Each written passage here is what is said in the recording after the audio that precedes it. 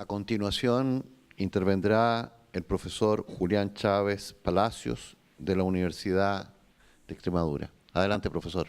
Muchas gracias, rector, por la invitación y también por la presentación y, por supuesto, pues encantado en estar aquí en Yuste. En primer lugar, la verdad, felicitar a Juan Carlos, al director de la Fundación Academia de Yuste y Iberoamérica. Esto qué cambio ha dado, Juan Carlos, la verdad, te lo digo sinceramente, y lo conocemos, y ustedes dirán por qué dice eso. Más adelante se lo diré, pero realmente qué cambio y qué buenas sensaciones pues le originan a uno el estar en este ambiente y sobre todo lo acogedor, primero de Yuste y también el capital humano, que hacía mucha falta y gente joven que verdaderamente escuche pues las cuestiones que aquí se han hecho. En segundo lugar, rector, como representante de la universidad, director de la Oficina de Cooperación de Desarrollo y Voluntariado, pues mano tendida, sin ningún problema en la colaboración, en representación de mi rector, don Segundo Píriz Durán, les puedo decir que por nuestra parte encantado en poder colaborar, en llevar a cabo esa beca y cualquier otra cuestión. Insisto, si podemos hablar después, pues podemos profundizar en ello sin ningún problema. Y sobre todo también, pues, si me permite usted la digresión, pues me siento también muy orgulloso de que esté aquí mi amigo Enrique Sánchez Barón. En fin, ¿qué voy a decir, Enrique? Nos conocimos cuando yo era director del Centro Extremeño de Cooperación con Iberoamérica. Tuvimos que ir a Nueva York, ¿te acuerdas?, a presentar aquel libro.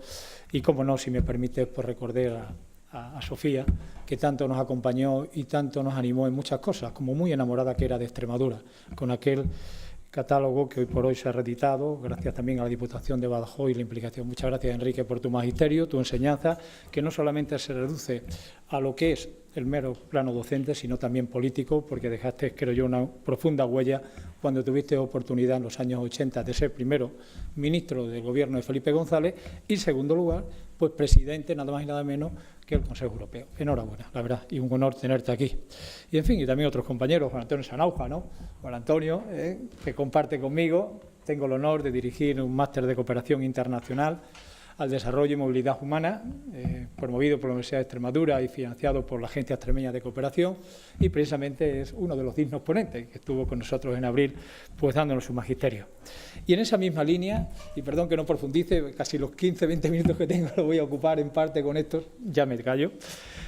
También, pues un recuerdo porque ahora está Juan Carlos, otros hemos estado antes dirigiendo cursos de verano y aquí, pues claro, nobleza obliga pues también recordar los que pudimos llevar a cabo 2003, 2004 y precisamente entrando por estas columnas pues me acordaba del último acto que llevó a cabo nada más y nada menos que Dulce Chacón. Fue en julio, era un curso que me tocó dirigir precisamente sobre franquismo y demás, y tuvimos el honor de tenerla aquí delante, parece que lo estoy viendo, y reitero, fue el último evento al que pudo asistir porque después se precipitó una enfermedad y falleció poco después. Pero verdaderamente verla, pues eso, junto a Javier Riollo, que también nos acompañó, Ángeles Caso, Moncho Armendari, que también estuvo, que le dio mucha vida a esto y que verdaderamente para mí, por eso decía que iba a volver después, cuando te hacía estas palabras, Juan Carlos, pues sencillamente es un orgullo que esto se haya retomado con fuerza y que los cursos de verano de Yuste pues suenen como debe ser. Y dicho eso, sencillamente voy a ser muy breve en mi intervención, entre otras cosas, porque tal vez, como bien ha dicho el rector, lo interesante es que establezcamos un debate, un diálogo sobre la materia. Hay personas muy jóvenes aquí y que tal vez conozcan lo que son los derechos humanos, pero yo creo que viene bien recordar que, ojo, estamos ya, se dice, los derechos humanos de cuarta generación, que la primera partió precisamente a finales del 18, ¿no?, con la Revolución Americana y la Revolución Francesa, con todo lo que ello conllevó, pero que sobre todo porque nos empezó a dar eso que no teníamos, libertad al individuo y la consecución de los primeros derechos civiles y políticos, con una Constitución. Y estamos hablando del final del siglo XVIII. Después ha habido una segunda generación de derechos humanos que lo capitalizaron precisamente pues esa población emergente de trabajadores, de proletarios, lo que se llamó las revoluciones socialistas y movimiento obrero en el siglo XIX, que verdaderamente llevaron a cabo una serie de avances colectivos que hoy los vemos como una rémora, como un atraso, pero en aquellos momentos significaron un avance muy significativo para la sociedad. E incluso, y hablando de derechos humanos, de tercera generación también, ya en pleno siglo XX, que sobre todo tiene su colofón el proceso de independencia y de globalización en el siglo XX. Y dicen ya que se hablan de unos cuartos derechos humanos, etcétera, etcétera, pero simplemente que sepan que esto ha sido una lucha y una reivindicación que ha llevado a cabo la sociedad, especialmente a lo largo de la historia contemporánea, que es cuando se ha podido. Con anterioridad no, o al menos en Europa, en el viejo continente, donde imperaba fundamentalmente el absolutismo, ¿no? Pues bien, dicho eso, y para situar un poquito las cosas, realmente allá cuando diciembre de 1948 las Naciones Unidas determinó aprobar la Declaración Universal de Derechos Humanos, pues fue un avance muy importante, pero reitero, hasta 1948, aún vigente todavía, y no firmada por todos los países, no firmada por todos los países. Por ejemplo, los países de la Unión Soviética no lo firmaron e incluso, hoy, desgraciadamente, por otras razones también tan actualidad, como Arabia Saudí, tampoco dijo que lo firmaba. En definitiva, que son logros que se han conseguido a lo largo del tiempo, pero que para que ustedes se sitúen, y hablaba sobre todo haciendo alusión a su juventud, pues verdaderamente ha sido en 1948, no con el consenso de todos los países y con muchos problemas para llevarlo a efecto, porque en no pocos casos esa declaración pues no fue vinculante. Era una declaración de buenas intenciones, pero sin embargo, como ha demostrado la historia con posterioridad, pues realmente es buenas intenciones, pero sin vinculación. Un problema, sin lugar a dudas. ¿Y por qué?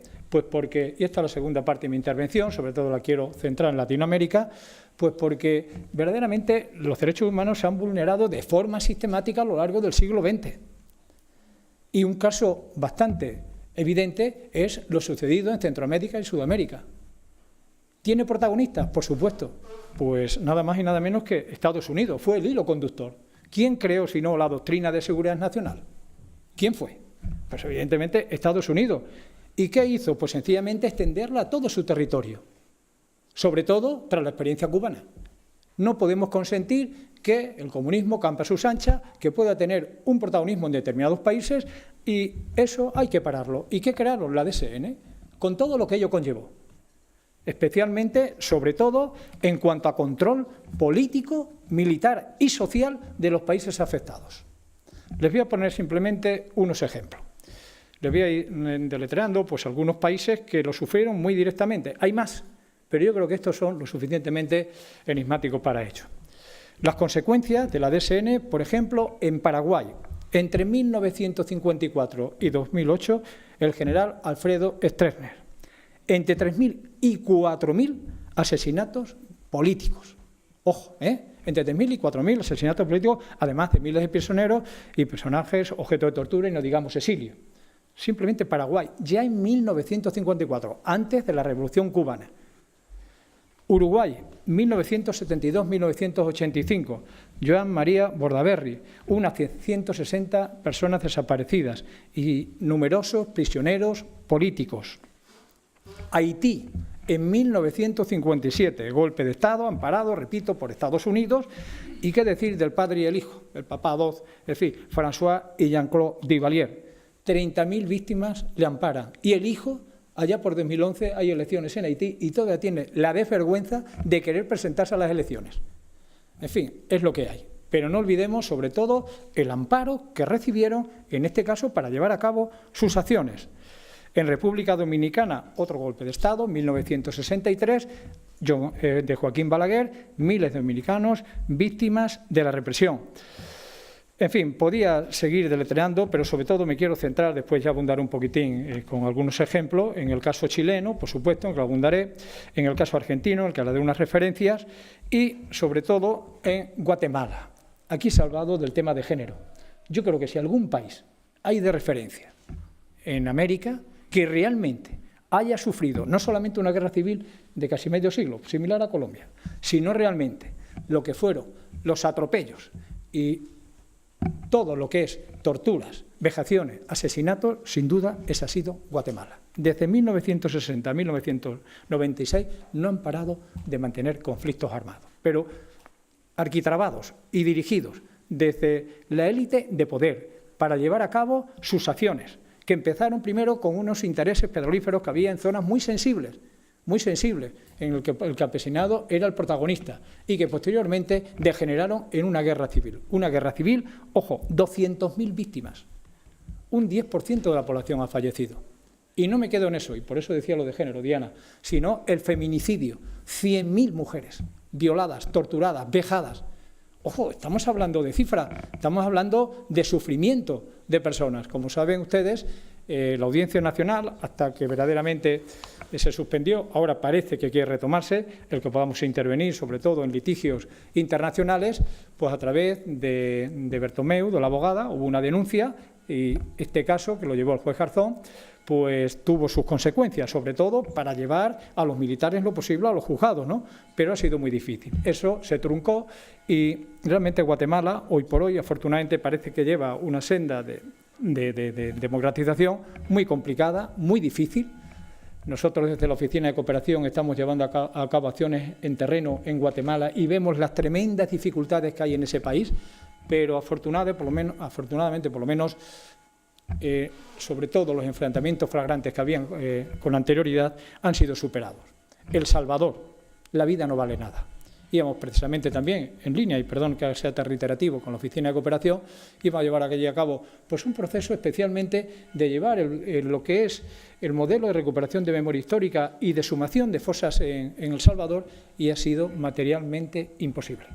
La integridad física no está ni mucho menos garantizada y no es un país que ahora mismo se pueda llevar un proceso de ese tipo. En definitiva, son algunas de las consecuencias de la doctrina de seguridad nacional amparada por Estados Unidos. Vulneración sistemática de los derechos humanos en un lado concreto del continente. Y no quiero decir que sea exclusivo de ahí, hay otras muchas zonas, pero sencillamente me quería referir sobre todo a ello. Viene al recuerdo pues cuestiones, tuvimos ocasión de estar en Panamá, saber dónde estaba pues todo el asentamiento, el acuartelamiento, no solamente de adoctrinamiento de Estados Unidos a los generales de Argentina, de Chile, de Haití, etcétera, etcétera, no, sino también donde afortunadamente se encontró la documentación. Quien les habla tuvo oportunidad de visitar el archivo donde estaba depositado y gracias a eso, pues por ejemplo, se conocieron acciones como el Plan Cóndor, ¿no? Con todo lo que ello conllevaba. Con todo, sobre todo, en un sentido tremendamente trágico, también denunciado a través de uno de sus representantes más indignos, el Lingo, en la Audiencia Nacional de España.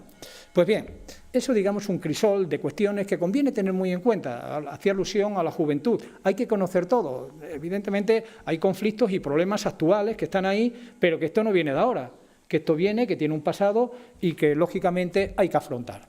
Me avisan que son 3 minutos, ¿no, rector? Pues acabo enseguida. Y les decía que dejo para el final el tema de Chile y Argentina. En Chile, como ustedes saben, un golpe de Estado en 1973 hasta 1990 tuvieron que soportar a Pinochet, y en el caso argentino, desde 1976 hasta 1982, la Junta de Militares fueron los que gobernaron, dieron un golpe de Estado. En el caso chileno, simplemente fue echar a Pinochet y ya hicieron una causa general fallida, el informe Reiti, en el cual decían que habían sido asesinadas 2.000 personas. Sin embargo, estudios posteriores han demostrado que esa cifra quedaba muy lejos de la realidad. Eran muchos miles más. Y en el caso argentino, pues sobre todo, con todo lo que conllevó la Junta Militar de asesinatos y demás, e incluso, ¿cómo se nos va a olvidar? Pues ese canto del cine final con las Malvinas, ¿no? Como tratando de redimir lo que ya estaba hundido, ¿no? Para hundir más todavía a Argentina, pues nos encontramos una disparidad de datos. Mientras dice que fueron 13.000 los asesinados, sin embargo, los cuerpos asociativos, que son muy potentes, pues dice que fueron 30.000. ¿Cuál es la diferencia? Cuando hablamos de Chile, cuando hablamos de Argentina, incluso, si ustedes me permiten, España. Pues miren ustedes. Y es una cuestión de dignidad. Ante tanto atropello, ante tanta vulneración de los derechos humanos, hay que buscar la dignidad de las personas que lo han sufrido, que fueron muchas. Y muchos familiares están muy presentes y reivindicando justicia. Pues bien, afortunadamente los argentinos, por ejemplo, la han podido llevar a cabo. 663 juicios han llevado ya a efecto. Entre otros, al inefable comisario de La Plata, Echecolat. Los han llevado a juicio, los han condenado. Para vergüenza de ellos, 663. En otros países todavía los estamos buscando cuando no han desaparecido. ¿Qué les quiero decir?